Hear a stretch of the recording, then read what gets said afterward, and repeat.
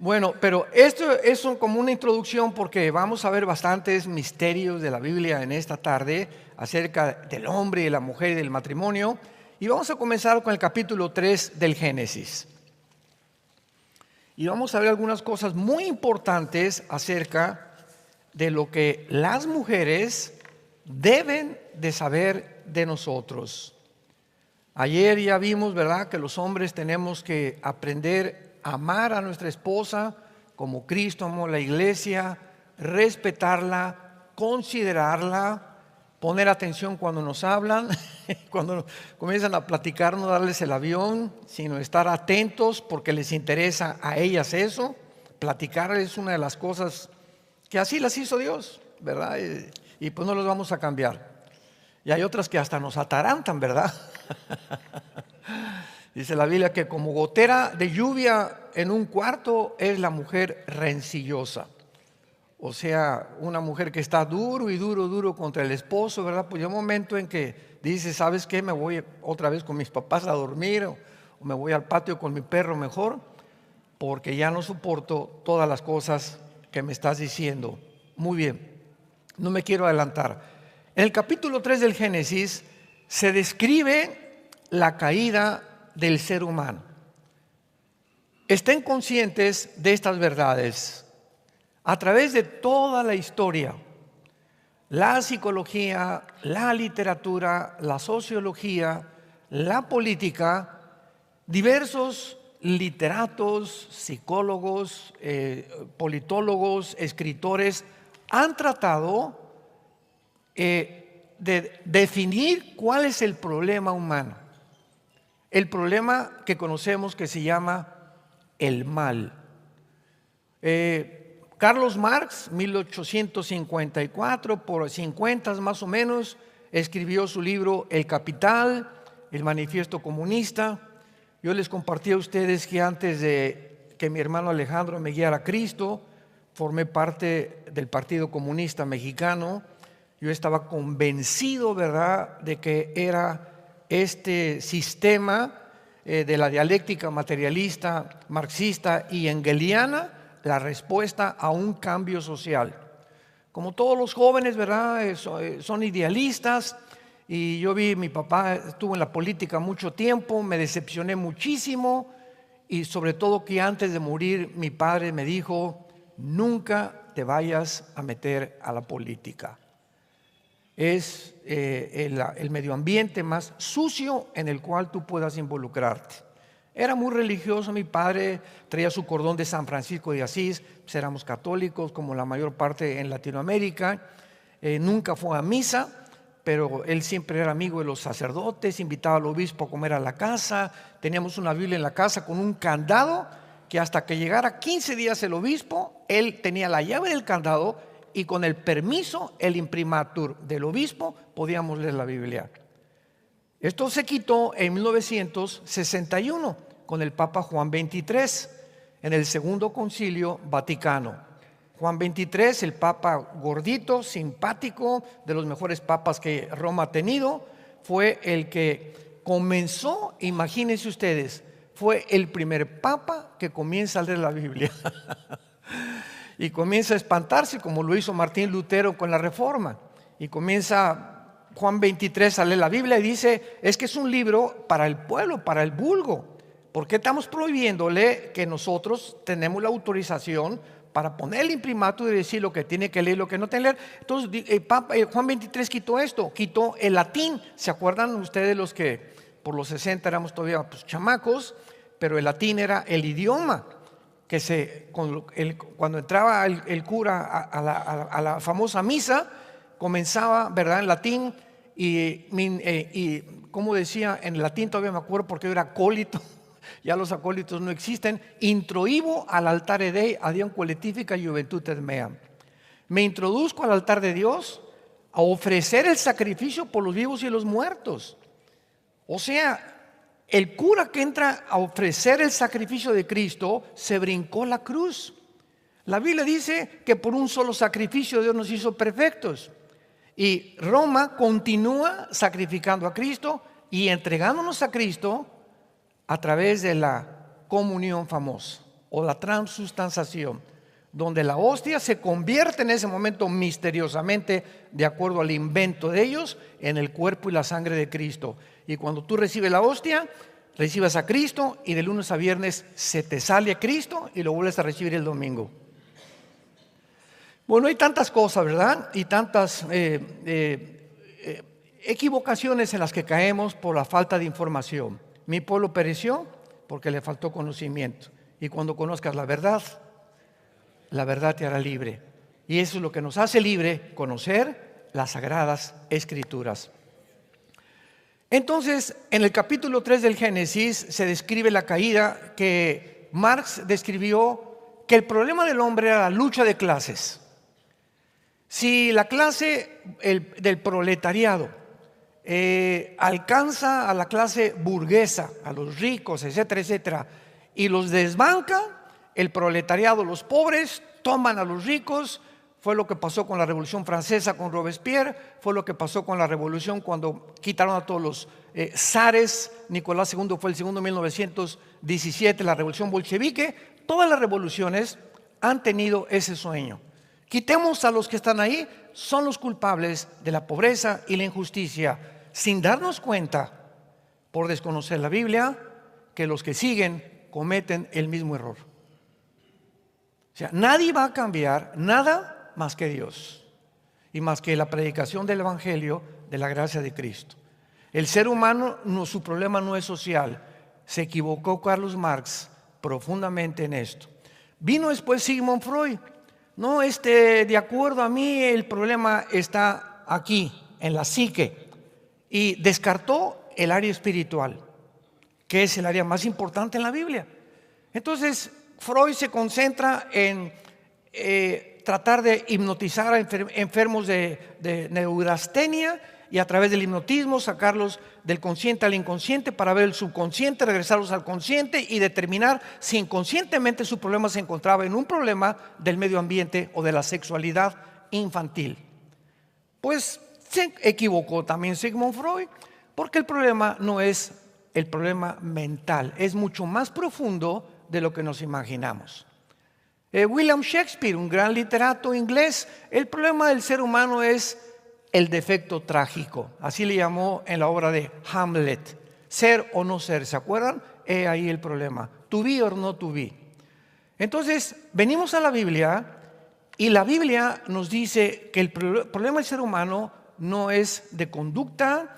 La conducta es el resultado del problema del ser humano, pero el problema del ser humano la Biblia le llama el pecado. El pecado. Si Carlos Marx hubiera sabido que el pecado es el problema que mueve al ser humano a las revoluciones, si Sigmund Freud hubiera sabido que no es el problema de la conducta, porque tú puedes cambiar a una persona y ya no fuma, ya no toma, ya no adultera, pero interiormente continúa en una guerra hacia Dios y sus mandamientos. Si William Shakespeare hubiera sabido que no solamente es un defecto trágico con el cual nacemos, sino que es mucho más profundo. Si Carlos Darwin hubiera podido conocer que el ADN era descubierto, Carlos Darwin no hubiera escrito su libro, el libro de las especies, porque él creía que el problema del ser humano era el medio ambiente, ¿verdad? Y un problema de evolución accidental. Y Carlos Darwin fue un hombre honesto, fue un inglés en la isla de los Galápagos, ¿verdad? Cerca del Ecuador. Comenzó a investigar si los pericos o los pajaritos cambiaban el pico por algo, porque unos con cola, porque otros con cola. Pues sí, era un investigador sincero. Y en su libro de las especies él escribe: a lo mejor puede ser, chance y, es accidente, no estoy seguro. Esto no es un lenguaje científico, señores maestros que nos visitan o nos escuchan por la televisión. Esto no es un lenguaje científico. Carlos Darwin no se podía considerar un científico, sino un investigador. Si hubiera conocido el ADN, Carlos Darwin no hubiera escrito el libro de las especies, porque era mucho más profundo de lo que él creía. La Biblia dice que el pecado es la rebelión contra Dios, de una forma clara y definida. ¿Qué es el pecado? Que cuando Dios nos creó puso una línea. Él es el creador, el diseñador, el que hizo el universo, y vemos un diseño alrededor nuestro y un orden. El ser humano es colocado bajo un medio ambiente propicio para vivir. En ninguna otra parte de nuestro sistema y de la Vía Láctea existe la combinación del 85% de nitrógeno con un 10% de oxígeno y otros gases que forman el aire que respiramos. No existe pasando la atmósfera. Vean cuántas coincidencias. Entonces es imposible salir del mundo y decir vamos a ir a Marte. Eso es una marihuanada. Vamos a vivir en la luna. Imaginémonos nada más qué pensamientos tan tontos tenemos, llamándose científicos, profesan ser sabios, profesan ser necios. Para vivir en otro lado necesitamos el oxígeno a fuerza y el agua también. Entonces Dios nos pone plantas que producen la clorofila con la combinación del sol, la inclinación de la tierra, 23 grados sobre su eje, tiene que agitar la tierra en su movimiento de rotación perfectamente bien en 24 horas y comienza a trasladarse en 365 días alrededor del sol en un movimiento perfecto para que pueda haber 4 estaciones: primavera, verano, otoño e invierno, en un desarrollo perfecto, sincronizado, cronológico, que solo una inteligencia lo pudo hacer. Entonces, todo aquello que nos rodea, y cuando se descubre el ADN, en los billones de células, tenemos un código, un programa. Si yo voy por la calle y me encuentro un programa, un software, y lo meto en la computadora, y me sale algo ahí completamente inteligente, yo no puedo decir, lo hicieron los caracoles del mar. Por accidente la tierra se juntó, se hizo un movimiento ahí de ácidos y produjeron esta inteligencia. No puede ser. Tú vas por la calle y encuentras un papel que dice: Chencho, te amo, no te juites y me dejates. Inmediatamente yo no voy a pensar que un pescado hizo eso en el mar. Aquí hay palabras, aunque no muy sabias, pero que están describiendo que una persona está triste porque lo dejó su novio o su esposo. Entonces, estas personas, este recado no lo hizo un caracol, no fue por accidente, porque si pensamos que así fue, estamos violando la ley de la lógica más elemental. Entonces, ¿cómo es posible que podamos llegar a concluir que el código, la información que traen nuestras células, el ADN, puede haber sido hecho por un accidente? Y ahí está cuando se juntan los cromosomas de tu papá y de tu mamá y viene la fertilización. En ese momento, ¿quién le dice: tú vas a ser hígado, tú vas a ser corazón, tú vas a funcionar con los pulmones, tú vas a hacer los intestinos, y todo dentro de nuestro cuerpo como una máquina perfecta, sincronizada? Los intestinos están conectados con el corazón, con el sistema nervioso, con el sistema cardiovascular, con el sistema gastrointestinal, con el sistema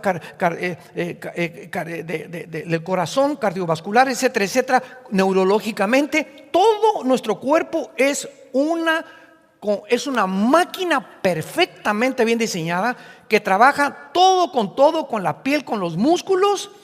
Tiene que haber sido alguien inteligente para que, como decía Blaise Pascal, matemático francés, cristiano, escribió cantidad de libros del Apocalipsis. Blaise Pascal dijo: para que una persona pueda creer que fue el mundo y el hombre un accidente, hay probabilidades de 10 a la 24ª potencia para que esto sea verdad. O sea, es ilimitada la falta de posibilidades que se pueda decir es que todo fue por un accidente.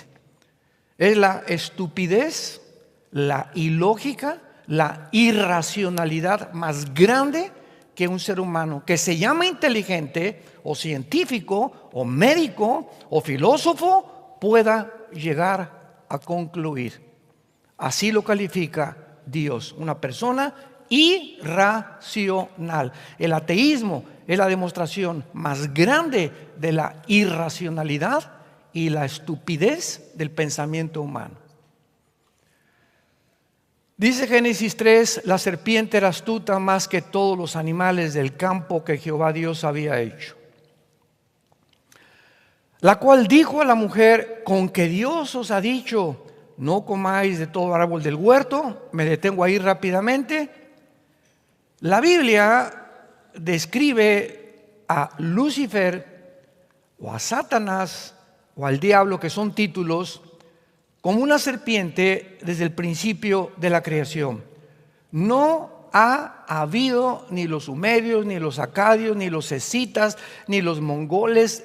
Mencióname en Mesopotamia, los babilonios, los asirios, la cultura y la civilización que tú quieras. Todos desde el principio han adorado una serpiente. En México, ni más ni menos, tenemos a la serpiente Quetzalcóatl. En Mérida, en Yucatán, en las ruinas arqueológicas, que significa la serpiente emplumada. Y si ustedes van el 21 de marzo a Yucatán, ahí se juntan miles de personas de Europa y del mundo a ver un fenómeno. Está la pirámide de Quetzalcóatl, y a las 3 de la tarde el sol comienza a bajar, y la base de la pirámide es la cabeza de una serpiente en Yucatán. Y baja así el sol, y comienza un fenómeno impresionante. Comienza el sol a verse como una serpiente, comienza a bajar alrededor y se embona finalmente con su cabeza en el cimiento de la pirámide. Impresionante. Y por todos los vemos, los famosos en Italia, los gargantúas, ¿verdad? Y todos los Godzilla, todo aquello que parece una serpiente. Y siempre ha sido la serpiente el símbolo del mal. ¿De dónde vino esto a todos los seres humanos? ¿De dónde vino esto? La serpiente era astuta más que todos los animales. ¿Cómo sabemos que no era una serpiente o un reptil literal? Porque los animales, reptiles, aves, peces, ninguna creación fuera del ser humano, Dios le concedió la conciencia de un Dios más que a nosotros. Nunca verás a los conejitos: te adoraré, adoraré. Y cuando vemos que esta serpiente hablaba y le decía al ser humano: con que Dios ha dicho, nos damos cuenta que no era una serpiente. Aquí hay un ser disfrazado, camuflajeado de una serpiente que conoce y tiene conciencia de Dios. No puede ser más que una entidad espiritual superior a nosotros. ¿Qué es lo que es? Lucifer. Entonces inmediatamente descubrimos, ¿verdad?, que es una metáfora, que no es así, pero Dios tuvo un propósito de esconder a Satanás detrás de una serpiente. Y vean el primer ataque a la primer pareja de seres humanos. ¿En qué consistió este ataque? Que es el ataque que se repite por toda la historia humana: con que Dios ha dicho. ¿De veras te ha dicho Dios que no tengas relaciones sexuales antes de casarte? Mira, no seas mocha ni mojigata, pareces monjita. ¿Qué de veras te ha dicho Dios que no digas groserías? ¿Te ha dicho Dios que no te emborraches? ¿Te ha dicho Dios que no cometas adulterio? ¿Te ha dicho que Dios, que solamente Jesucristo es la verdad? ¿Que no hay más verdades? ¿Que a Jesucristo no fue completamente radical de decir: yo soy el camino, la verdad y la vida? ¿Y qué de Buda? ¿Y qué de Mahatma Gandhi? ¿Y qué de todos los Mahoma y de todos los líderes religiosos? ¿Por qué se adjudican ustedes que Jesús es la excepción de todos? Porque así lo dice la Biblia. Y simplemente, no nada más porque la dice la Biblia, sino porque lo demostró al resucitar a los 3 días de los muertos. Con que Dios ha dicho. El ataque es: ¿de veras eres salvo? Anoche vino un muchacho y me dice: tengo un problema, ¿cómo puedo saber que soy salvo? Porque la Biblia lo dice. 1 Juan 5, el que tiene al Hijo tiene la vida. ¿Crees lo que Dios dice? ¿Por qué se llama la palabra de Dios? Porque Dios está diciendo que si tú crees en Él, tú tienes la vida eterna. Y no importa tus emociones, tus sentimientos, no les hagas caso. Son ataques mentales del enemigo. Dios dice que soy salvo y que soy del Señor. Te confieso y te doy las gracias, porque aunque aquí me dice algo que no lo soy o me hace dudar, creo lo que tú dices primero. Con que Dios os ha dicho.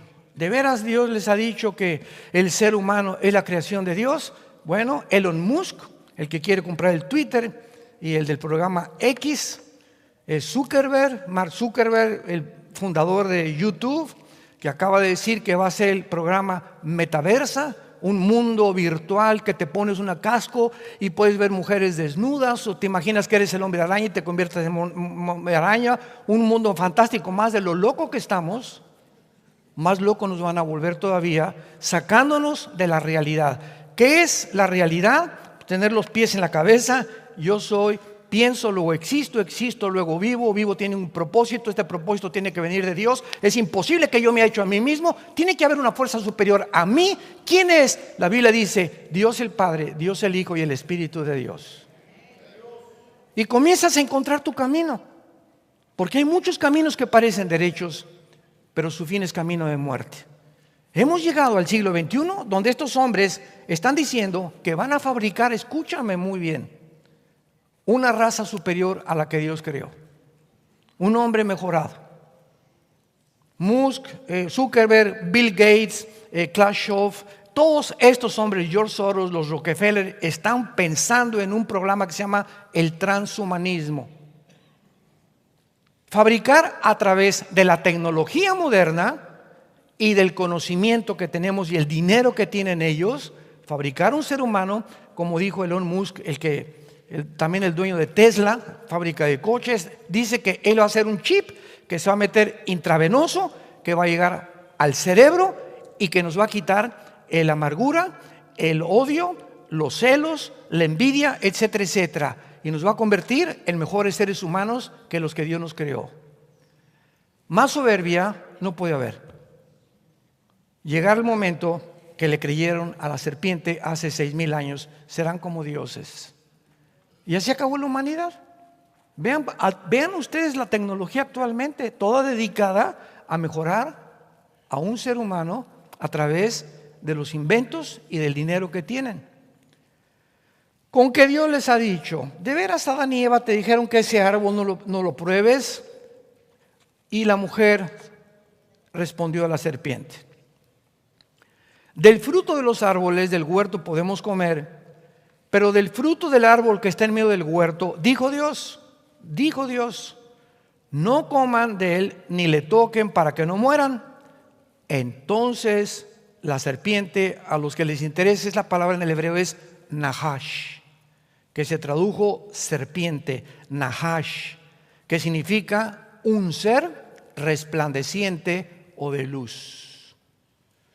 Entonces ya el original hebreo nos comienza a mostrar, ¿verdad?, que con lo que se enfrentó Eva, se tradujo serpiente, pero era una entidad espiritual que tenía la seducción suficiente para atraer a la primera mujer. Nos imaginamos que era bellísima, ¿verdad?, Eva, y muy bien parecido a Adán, porque eran la primer pareja que Dios creó, sin ningún defecto.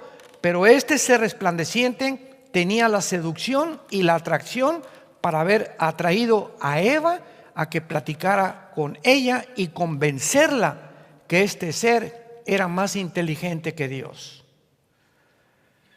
La serpiente le dijo: no morirán, sino sabe Dios que el día que coman de él serán abiertos vuestros ojos y serán como Dios, sabiendo el bien y el mal. Y desde entonces, no es coincidencia, señores filósofos, antropólogos que nos visitan, señores médicos, psicólogos, psiquiatras, no es coincidencia que desde entonces el ser humano ha creído que puede ser papá, que puede ser hermano, que puede ser hijo, puede ser gobernante, puede ser profesionista, puede ser futbolista, puede ser deportista, sin tomar en cuenta a Dios. Que podemos y tenemos la capacidad nosotros, como dijo el fundador de la cadena más grande de televisión en el mundo, CNN. El fundador de CNN se llamaba Ted Turner, que su última esposa fue Jane Fonda, la famosa artista que enseñaba aeróbics. Y Ted Turner, cuando tenía 18 años, tenía una hermana de 15 años que le dio cáncer. El fundador de CNN, ahorita tiene el 48% de las acciones, ya no es dueño de toda la cadena. Bueno, este fundador de Cena en esta se murió su hermana. Ellos iban a una iglesia bautista cuando eran jóvenes y le pidió a Dios: Señor, te pido por mi hermana. Se murió su hermana de cáncer y él se decepcionó con Dios y dijo: ¿por qué no sanaste a mi hermana si yo te pedí que la sanaras? Sin entender los pensamientos de Dios, desde luego. Y entonces se volvió ateo y escribió los 10 mandamientos de Ted Turner. Háganme ustedes el favor. Los 10 mandamientos de Ted Turner, porque él se encaprichó y se enojó contra Dios, contra su creador, y dijo: ¿sabes una cosa? Ahora yo voy a determinar qué es bueno y qué es malo. Tú no me tienes que poner las reglas. Tú no tienes que haberme dejado un mapa, ni un Waze, ni un GPS, ni nada para que yo pueda realmente basar mi conducta, mi ética, mi dirección, mi educación, qué es un matrimonio, cuáles son las obligaciones del esposo con la esposa, cómo debo trabajar, cómo debo administrar mi dinero. No te necesito a ti, yo voy a ser Dios. Ese es lo que es un ateo. Un ateo, por eso les dije que es insostenible filosóficamente, porque cuando me dice yo soy ateo, le pregunto: el momento que tú rechazas al verdadero Dios, te estás haciendo Dios. Entonces, como dice la Biblia, sin Dios teos, ateo, sin Dios. Tú no puedes decirme que eres ateo. ¿Por qué? Porque tú eres Dios. Cuando tú sustituyes a otro Dios por tu Dios que eres tú, estás negando que eres ateo. Tú eres Dios. Entonces no eres ateo, tú eres Dios para ti mismo. Filosóficamente lo destruyes, porque no se puede sostener tantos silogismos absurdos filosóficamente. Llegamos al punto en que el ser humano cae en esta trampa y la pregunta rápidamente es: ¿Adán y Eva fueron criados perfectos? ¿Lucifer fue creado perfecto? Dice Ezequiel 28, síganme con mucho cuidado, vamos a profundizar un poco más.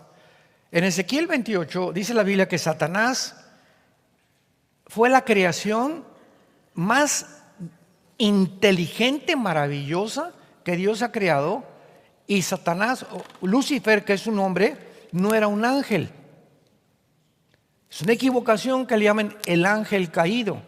Los ángeles caídos son los principados que están debajo de él. Lucifer era un querubín. ¿Y qué es un querubín? En la Biblia, cuando diseñaron el arca, en el propiciatorio, Dios le dijo a Moisés: labren de oro de una sola pieza 2 querubines. Y la Biblia los retrata con alas a los querubines. Y están descritos en el propiciatorio, que era una cajita donde se encontraba la vara de Aarón, los 10 mandamientos dentro del propiciatorio y el maná, y ahí se derramaba la sangre el sumo sacerdote una vez al año, y arriba 2 ángeles mirando a la sangre. Y dice la Biblia que los querubines representan la santidad de Dios. Cuando Dios expulsó a Adán y Eva del huerto, puso un querubín con una espada en la entrada del huerto para que no regresara nadie al huerto, al paraíso, sin antes haber cumplido la justicia que representa la espada y la santidad que representa el querubín. Entonces Dios le prohíbe al ser humano: no pueden volver a acercarse a mí hasta que la justicia y la santidad sea cumplida. Pero como somos pecadores, alguien superior a nosotros tenía en una cruz que pagar por nuestros pecados. No podía ningún papa, no podía Abraham, ni Isaac, ni Jacob, ni la Madre Teresa. Ningún ser humano era digno de en una cruz morir por nosotros, porque nosotros no podemos perdonar a nadie eternamente. Es Dios el que perdona los pecados, no el papa, ni el cura, ni el obispo, ni el sacerdote. El perdón viene de allá arriba. Entonces entendemos todo esto, que cuando recibimos a Cristo nos sacaron del huerto del Edén y ya no podíamos entrar a la presencia de Dios. Se pone en medio del huerto del paraíso, que es la presencia de Dios, y de nosotros una cruz. Y esa cruz Dios la levanta y nos dice: las religiones no pueden brincarte la cruz. ¿Qué son las religiones? Inventos filosóficos del ser humano para tratar de otra vez reunirnos con Dios. A través de hincarme, viernes primero, no comer carne durante los viernes primero, a través de beneficios, a través de limosnas, a través de ceremonias litúrgicas, obras, sacrificios. Mira, Señor, voy a ayunar 5 meses para que sanes a mi hijo, o me voy a ir de rodillas hasta la villa para que, mírame, Señor, ya me viste, Señor, mira nomás toda la sangre que me sale, ahora sí me cumples mi deseo. A través de tantas cosas buscamos el favor de Dios. Salvajes como no salvajes, los aztecas entregaban a sus hijos o a la gente y les sacaban el corazón. ¿A quién? A los dioses. ¿Quién puso esa eternidad y esa necesidad? Que necesitamos de alguna manera complacer a alguien que no conocemos, porque dice Eclesiastés 3:11, Dios puso la eternidad en tu vida. Y no ha habido una cultura, no ha habido una tribu, jamás en una civilización que no siente ese deseo de poder, a través de una piedra, una luna, un sol, adorar algo o alguien. Dios pone una cruz y entonces nos dice Dios, no tienes que hacer nada. Él, mi hijo, hizo todo lo que tú no puedes hacer. Él muere por ti y ahora lo que yo quería poner sobre ti, los pecados y condenarte en el infierno, los pongo sobre mi hijo Jesucristo. El que no conoció pecado, por nosotros se hace pecado. Jesús, Dios mismo permite el mal y Dios mismo nos da la medicina y Dios mismo se hace la persona que lleva la culpa en lugar de nosotros. Cualquiera que diga, ¿qué culpa tengo yo de que haya nacido sin pecado? ¿Qué culpa tengo yo de Dios de que hace 2000 años un par de mensos ahí se comieron una fruta? No tienes ninguna culpa. Tu problema no es ese, tu problema es que no te quieres curar. No quieres aceptar la medicina de Dios. Ese es tu problema. Y cuando te condene Dios eternamente, no vas a llegar. Es que yo no tengo la culpa, ¿no? Te doy crédito por eso. Tu problema no fue ese. Tu problema es que cuando te ofrecí la medicina, no te la quisiste tomar. Pues muérete con tu enfermedad que se llama pecado. Entonces pone Dios en medio a la cruz. Cristo muere por nosotros. Creo, le digo a Jesucristo, creo en ti. Y entonces Cristo me dice, ahora se queda el camino limpio. Y ahora todos nosotros podemos llegar otra vez al paraíso, a la presencia de Dios, sin curas, sin obispos, sin papas, sin intermediarios, por la sangre preciosa de Jesucristo. Con estas palabras es lo que la Biblia nos muestra, el regreso a Dios. Jesús logra con su sangre, con su muerte, el regreso al paraíso. Y estamos ya en el paraíso espiritualmente, porque dice Efesios 2, 4 y 5, que ya estamos sentados con Dios en las alturas, reinando con Cristo espiritualmente, aunque ese reino físico no tarda en bajar para todos nosotros en este mundo. ¿Qué fue el efecto del pecado inmediatamente en el ser humano, en el hombre y la mujer? Versículo 6, Génesis 3. Y vio la mujer que el árbol era bueno para comer, agradable a los ojos, codiciable para alcanzar la sabiduría. Y tomó de su fruto y comió, dio a su marido, el cual comió así como ella. Pregunta, ¿quién pecó primero, Adán o Eva?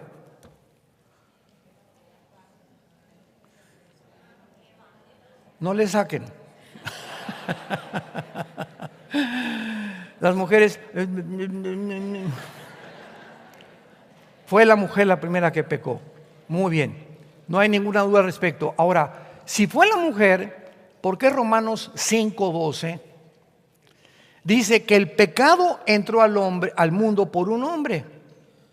Vean, entró al mundo a través del varón, no de la mujer. Oye, Pablo, te equivocaste, échale la culpa a ellas. Bueno, hasta que se descubre la genética, encontramos que los portadores de los que transferimos el pecado somos nosotros genéticamente a través de nuestro esperma Y. La mujer recibe, ¿verdad? No significa que no haya pecado, pero nosotros somos los que lo transmitimos. El varón es el transmisor del pecado. Y esto claramente lo podemos entender porque cuando encontramos en la genética el cromosoma Y, cuando viene el ángel y le dice a María, María, vas a ser mamá, pero ni a Cancún hemos ido, es luna de miel, Señor. Mira, María, no te preocupes, ¿verdad? Vas a ser cubierta por el Espíritu de Dios.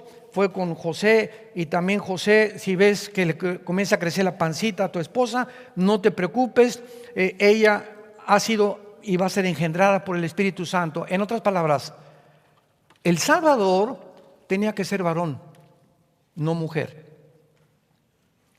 Y si iba a ser varón, tenía que tener el cromosoma que no tienen las mujeres, el cromosoma Y. Entonces, José no puede meterse con María, porque al ser el transmisor del pecado, hubiera nacido el Salvador con pecado. ¿Cómo entendemos todo, verdad? Hace 2000 años la genética no se descubría. Y ahora entendemos por qué José no se podía meter con María. Porque el cromosoma Y, que es el que determina el sexo o el género masculino, no podía estar en una mujer y contaminarla él con el pecado. Entonces Dios pone en María el cromosoma Y, un cromosoma que no venía contaminado por el pecado. Y ya vemos cómo se mezcla la sangre de Cristo, purifica la sangre de María, y el santo ser que nace, Jesucristo, nace sin pecado, sin la maldición, sin el veneno con el cual todos heredamos desde Adán y desde Eva, que Shakespeare le llamó el defecto trágico, la lucha de clases, el medio ambiente, la sexualidad. La Biblia le llama el pecado. Entonces fueron abiertos los ojos. Acuérdense que antes del pecado estaban Adán y Eva desnudos. Y desde Adán y Eva, ¿qué hacemos? ¿Verdad? ¿De dónde viene esta vergüenza?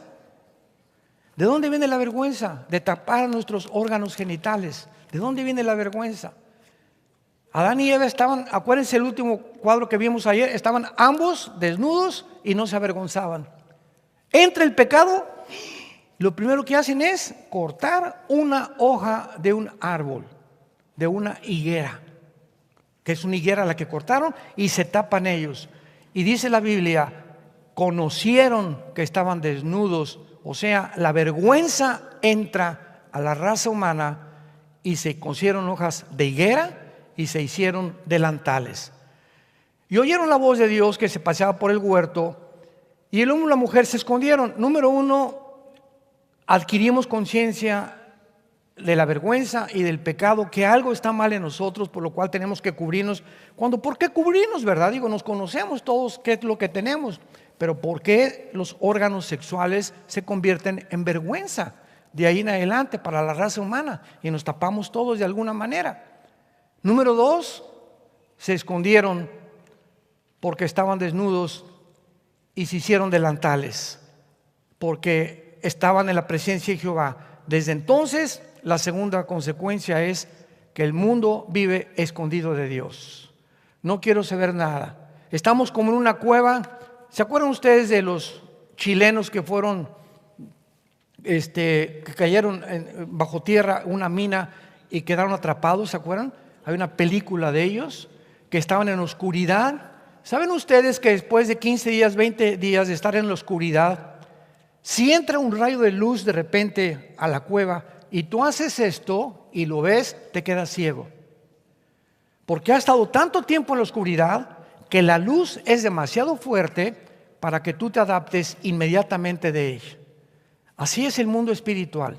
Antes de que fueras cristiano, vivíamos un mundo de puras tinieblas, y cuando venimos a la Biblia, comienza la luz a entrar poco a poquito entre nosotros, y Dios no te puede revelar todas las respuestas. ¿Por qué esto? ¿Por qué el mal? ¿Por qué Dios hace estas cosas? Porque te quedarías ciego. O sea, no entenderías por tu baja limitación intelectual con la cual nacimos. Si un niño entra a una clase de japonés, ¿cómo se dice? Quiero ir a su hotel en japonés. Mira, niño, comienza con el abecedario. Ese signo es la A, esa es la B, esa es la C. y conforme vas aprendiendo las letras en japonés, vas aprendiendo el idioma. Todo es progresivo en la vida. Imagínese un niño con Einstein. Maestro Einstein, de 6 años, ¿qué significa E igual a N al cuadrado? ¿Verdad? Mira, es energía. La energía es igual a la masa por la velocidad de la luz al cuadrado. ¿Y qué es eso? Aunque te lo explique, no lo entiendes. Vas a aprender primero a sumar, a restar, a hacer quebrados, raíz cuadrada, álgebra, cálculo diferencial, y mientras vas creciendo en el mundo de las matemáticas, vas entendiendo. No puedo explicarte porque aunque te lo explique, no lo vas a entender. Damas y caballeros, entendamos esto. No quieras comprender todo aquello que quieres entender en tu mente mientras lo que tú sepas no estás obedeciendo. Llegó una vez un maestro, estábamos hace muchos años mi esposo y yo en Ecuador, y me invitó la Asociación de Psicólogos de Ecuador a dar una conferencia. Me acompañó mi esposa y estábamos ahí en un hotel que rentaron. Eran como 200 psicólogos y psiquiatras. Querían saber qué dice la Biblia sobre la psicología y la psiquiatría. Y me acuerdo que se levantó uno de los maestros o psicólogos y me dijo: ¿por qué esto y aquello? Y le dije: mire, ¿usted ama a su esposa? Y voltea a mí y dice: ¿esta? Y le dije: mira, por la forma como tú acabas de expresarte acerca de tu esposa, tú quieres entender los pensamientos profundos de Dios sin antes obedecer su voluntad. Y no se puede.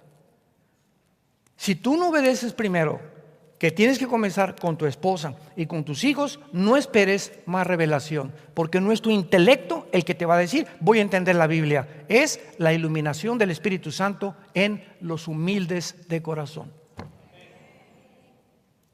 No te olvides de este principio. Dios no lo revela a nadie porque a Dios no le interesa que te infle la cabeza con conocimiento. Dios quiere cambiar tu vida interior. Así que si estás esperando respuestas y por aquí y por allá, no las vas a tener. Bienaventurados aquellos, los niños, porque ellos son sabios de corazón. Y Dios le reveló estas cosas a los niños espiritualmente, los que como chiquitos, ¿verdad? Él se la ve y no. ¿Y por qué se la ve? ¿Y por qué se la H? Con ese espíritu de rebelión y de contradicción, Dios no te puede enseñar. Tienes que reconocer que no sabes nada. Yo tengo un PhD y un doctorado en ciencias políticas y soy filósofo y estudié en Harvard, en Princeton y en Yale. No me importa, dice el Espíritu de Dios. Y agarró Dios a 12 pescadores incultos, como decía Cantinflas, desletrados y desleídos. Vengan para acá y les voy a enseñar los misterios más grandes del Espíritu Santo, no de matemática, ni de ciencia, ni de política, los misterios de Dios. Mateo 13, vengan para acá, a ustedes les es dado conocer los misterios del reino de Dios. Y cuando Dios volca completamente toda su sabiduría en 12 hombres desleídos y desletrados que ni en la primaria fueran pescadores, estos hombres con el conocimiento de Dios espiritual se convierten en 12 apóstoles misioneros que transformaron el mundo romano, sin haber ido ni siquiera a la secundaria, porque los pensamientos de Dios son diferentes a nuestros pensamientos.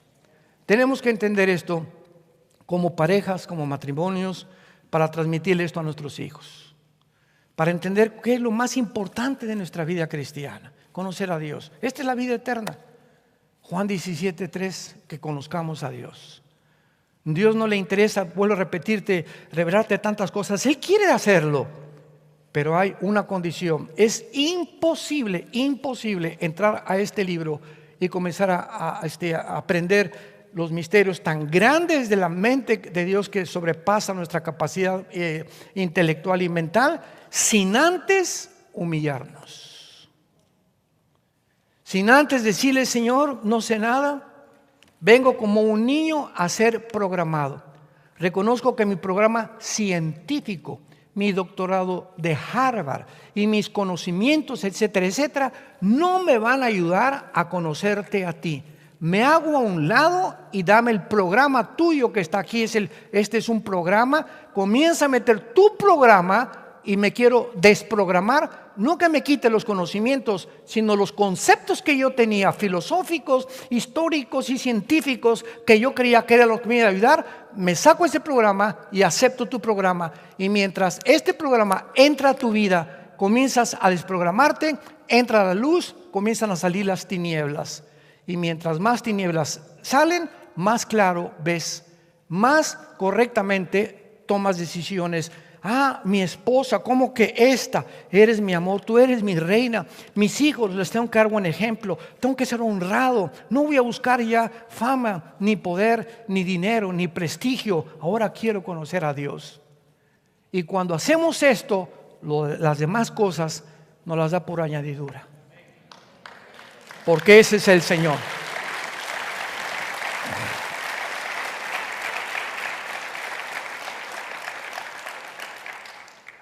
Bendito sea el Padre y Dios de Jesucristo nuestro Señor. Te damos gracias por tu inmensidad. ¿Qué es el hombre? Escribió David en el Salmo 8. ¿Qué somos para que te hayas fijado en nosotros?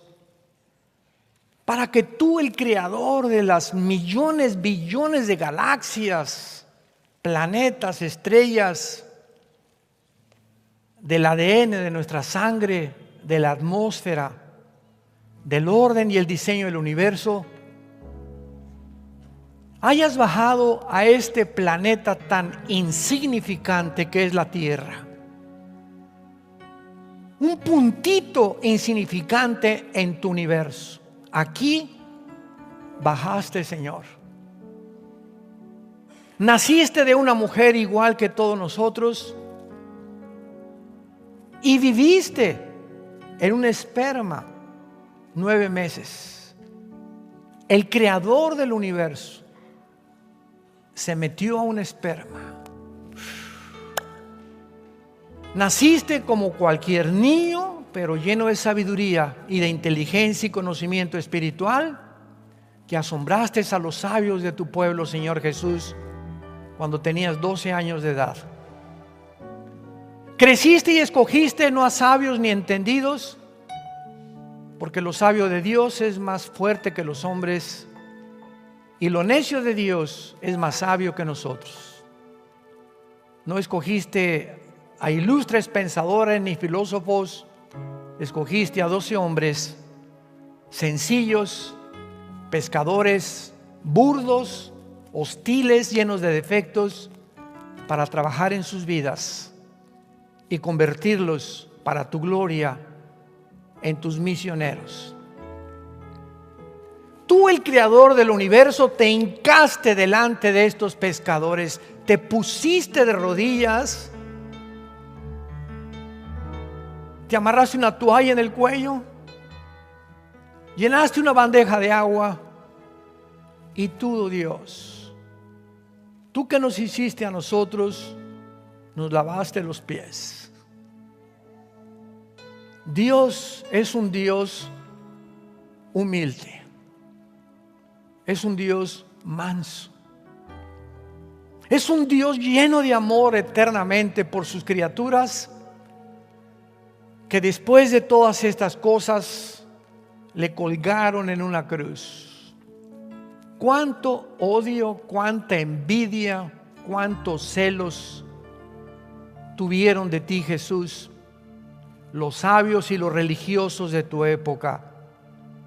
Y en esa cruz, después de ser flagelado, despedazado su pecho y su espalda con los látigos, habiendo tenido y sufrido pérdidas de sangre innumerables, te ponen espinas en la cabeza, clavos en las manos, clavos en los pies, y te levantan entre el cielo y la tierra.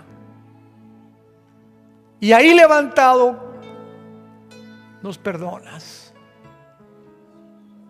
No nos condenas, sino nos dices: les amo. Aquí es en esta cruz donde dice el Padre: les muestro mi amor. El que no conoció pecado se hace pecado por ustedes, y ya no te tengo que castigar, para que comprendas mi amor. Ahí está toda mi sabiduría, dice Dios. En esa cruz es el centro del universo, la cruz de Cristo. Ahí se encuentra mi odio por el pecado. Que Dios, en lugar de castigarnos, no perdona a su Hijo. Dios no perdona a su Hijo porque te ama. Es más grande su amor en ese momento que Él tuvo que gritar: Dios mío, ¿por qué me has desamparado? Y la respuesta es muy simple: porque tú eres el único medio de llevar la culpa de los seres humanos, y porque no hay ninguna otra manera en que los seres humanos se vuelvan a acercar a mí. Te adoramos, Jesús, Hijo de Dios. Te bendecimos.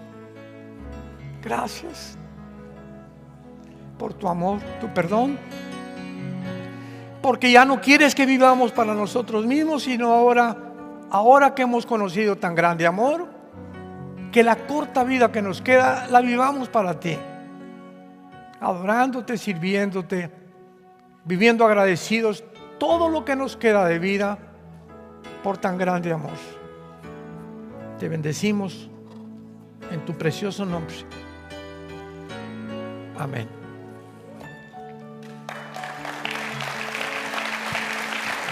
Gracias, Señor.